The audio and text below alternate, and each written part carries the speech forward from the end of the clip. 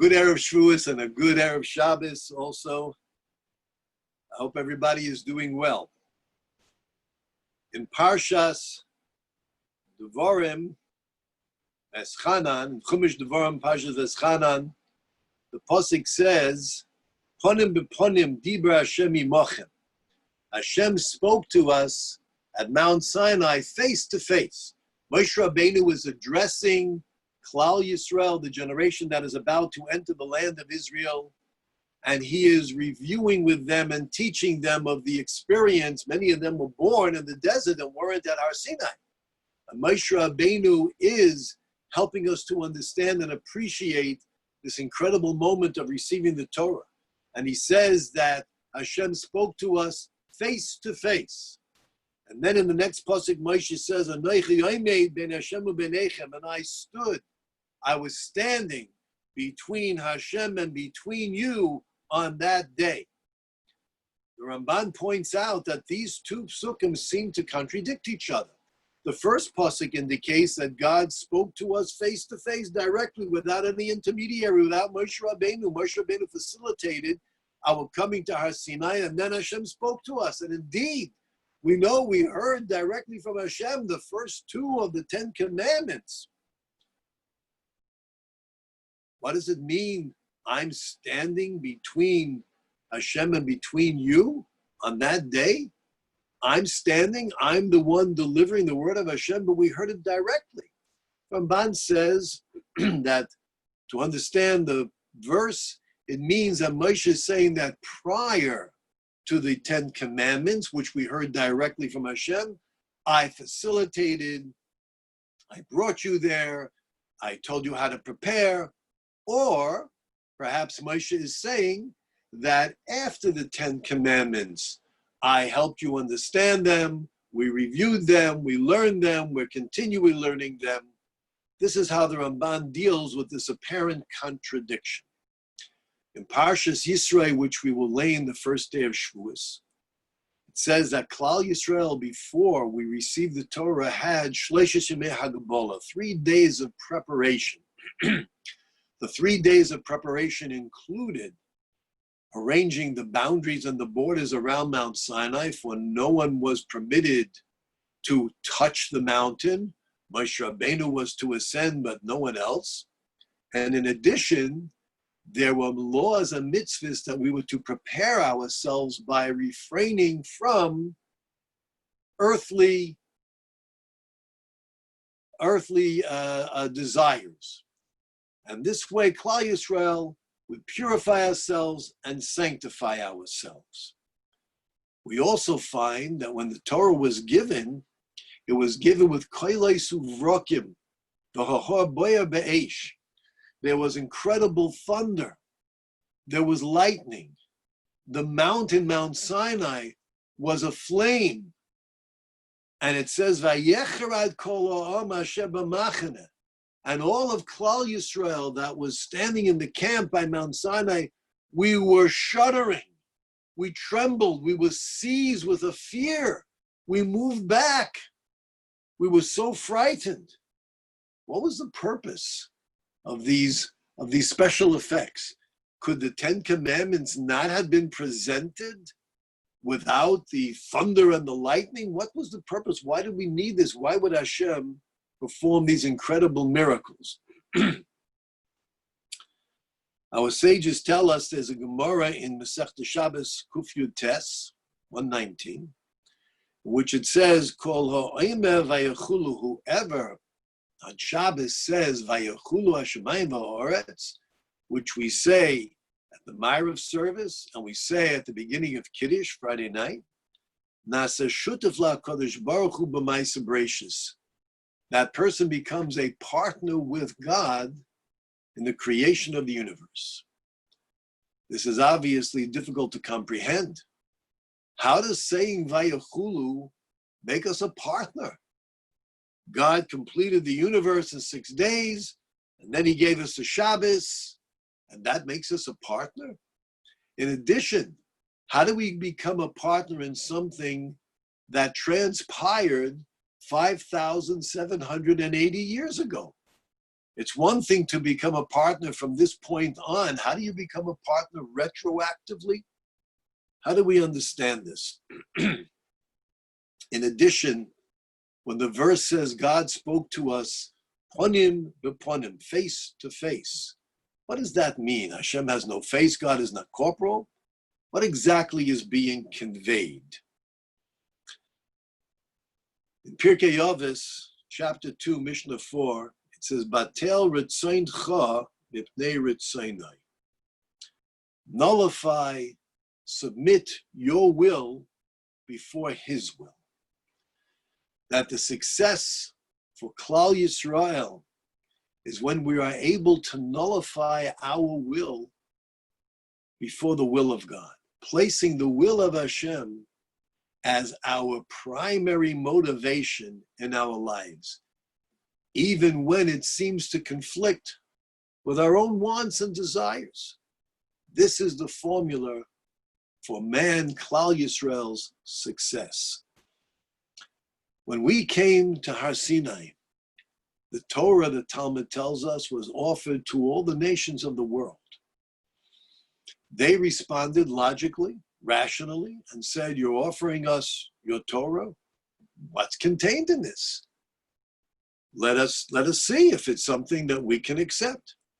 Hashem revealed to them elements of the Torah, and they said, this is beyond our capacity, we cannot accept it. When Hashem offered the Torah to Klal Yisrael, we defied logic. We defied all that is rational. We did not ask what is contained in your Torah, but rather Klal Yisrael said, Naaseh v'nishma. We will do, we accept it, and nishma. And we also accept upon ourselves not only to follow what the Torah says, but to delve into its meaning, into the depths of knowledge. Talmud states that angels came down and placed crowns upon the heads of Klal Yisrael for this statement. What was so magnificent of this statement? What was so incredible? Klal Yisrael was demonstrating through their faith in Hashem that if this is your gift to us, Hashem, there's no need to ask what's contained in it. For we know that Hashem, you are the creator and you are the master. And everything that emanates from you is pure, holy, and good, and is in our best interest, whether we comprehend it completely or we comprehend it nothing at all. We know this is from our Father who loves us, our Father, our King in heaven, who bestows upon us his boundless and endless love. And therefore, Hashem, we don't ask what is contained within this, but rather we are going to accept it, and we accept your will, and we accept your word, and we are submitting ourselves unto your will.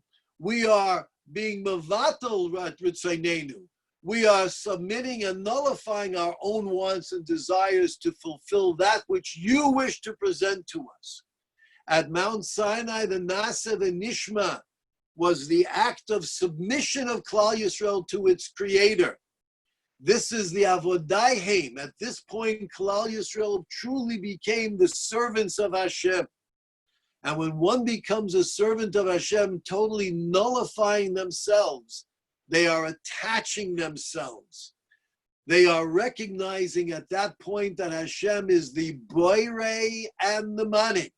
You are the creator. You are the one who is in control. You are the master, the ruler, the king, the Adonai Olam, the master of the universe. Nothing happens that is out of your control, Hashem. And Klal Yisrael submit themselves and said, we are your servants. We are here to follow your word. And by virtue of that submission, we attached ourselves to Hashem and thereby became partners with our Creator.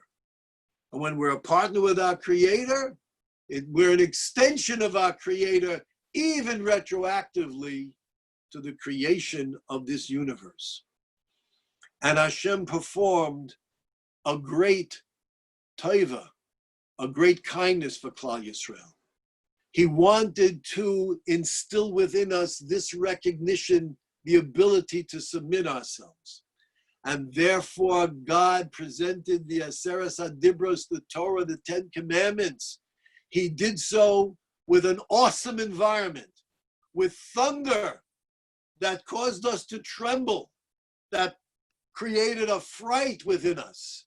We know that when we hear thunder and see lightning today, a display of Hashem's power will say, a bracha eisam eisa gracious, he who created the universe. His power, his might, it fills the world. We are recognizing this. We heard the thunder. We saw the lightning. We saw Mount Sinai aflame. We were trembling. This was Hashem's gift. It wasn't a trembling because of fear. It was awe. We were awed by the magnificence and the great power and might of our Creator, demonstrating his total control over the elements that exist within his universe that he created and controls and directs.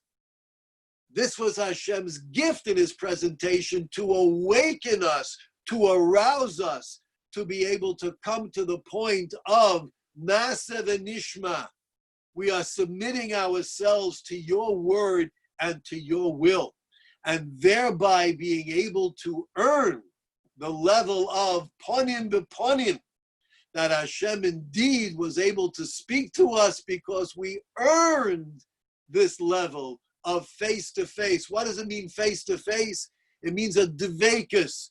We were able to attach ourselves unto our Creator spiritually. And that indeed required days of preparation and removal from the physical pleasures of this world, so that we could come to the recognition of the magnificence and the boundless greatness of our Creator and submit unto him. That was at Sinai. But what about every year Shavuos? How do we re-accept this Torah? How do we once again experience and come to this level of submission? This, the Baal Shem Tov says, is the meaning. When Moshe Rabbeinu says, we heard the 10 Commandments directly from Hashem face to face, but also, Anochi oimed ben Hashem u'benechem. I am standing between God and between you. Moshe is not just referring to himself. He's referring to the I of the human being, the ego, the id, the element of a person whose life is determined by his own desires. This element of our ego, what I want, that's the barrier that stands between man and between God.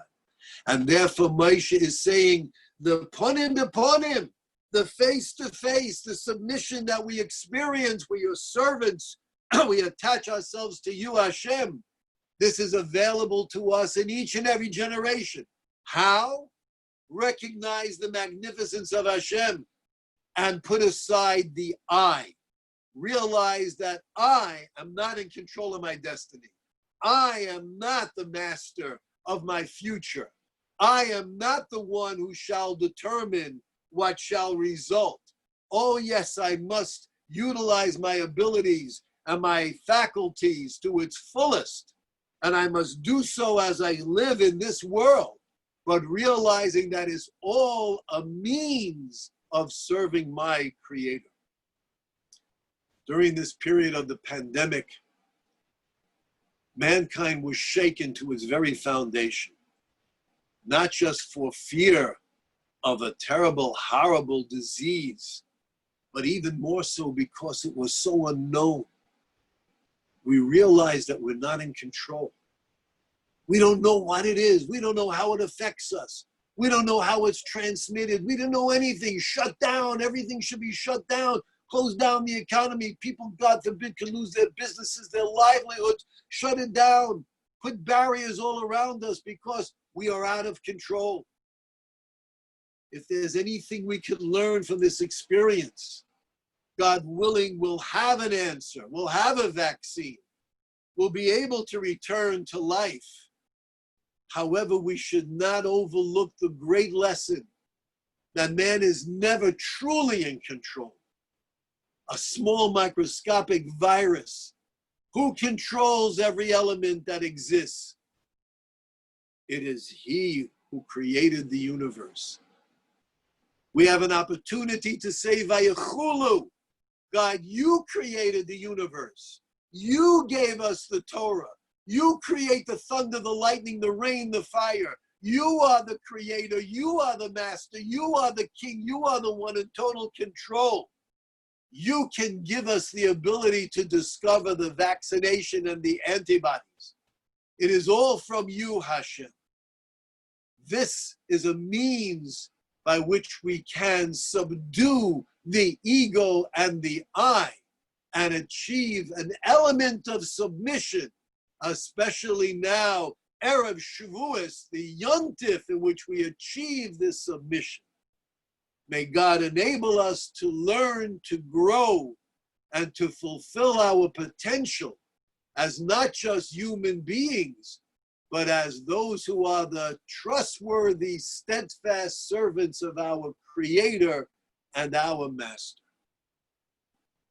Have a wonderful Yontif. Stay safe, stay healthy, stay Jewish.